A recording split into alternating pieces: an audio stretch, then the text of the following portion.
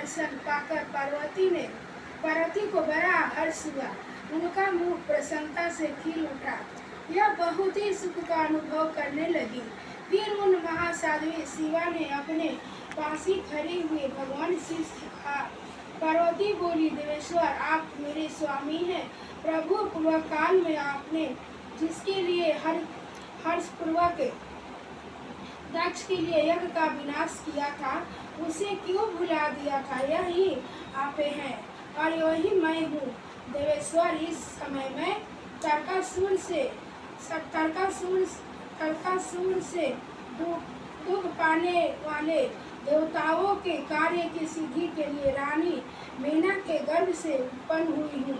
देवेश, यदि आप प्रसन्न हैं और यदि मुझ पर कृपा करते हैं तो मेरे पति हो जाइए।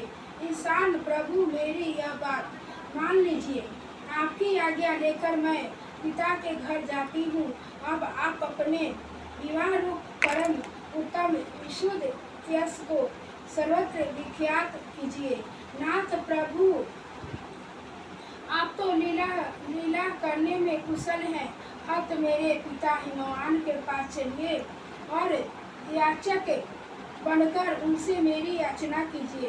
लोक में मेरे पिता के यश को फैलाते हुए आपको ऐसा ही करना चाहिए। इस तरह आप मेरे संपूर्ण गृहस्थ आश्रम को सफल बनाइए। सब आप प्रसन्नता पूर्वक ऋषियों से मेरे पिता को सब बातों की जानकारी कराइए। तब मेरे पिता अपने भाई बंधुओं के साथ आपकी आज्ञा का पालन करेंगे, इसमें संदेह नहीं है।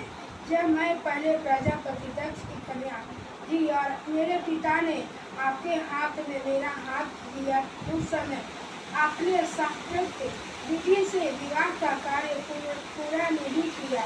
मेरे पिता दक्ष ने ग्रहों की पूजा नहीं की। अब उस विवाह में ग्रह पूजन विषय को बड़ी भारी त्रुटि रह गई। इसलिए प्रभु महादेव, अब की बार देवताओं के कार्य की सिद्धि के लिए आप शास्त्रोक्त विधि से विवाह का कार्यक्रम संपादन करें।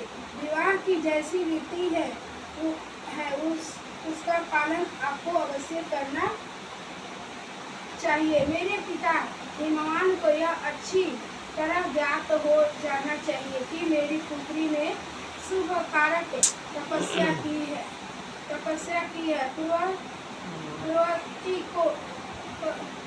पार्वती शुभ कारक तपस्या की है। पार्वती की ऐसी बात सुनकर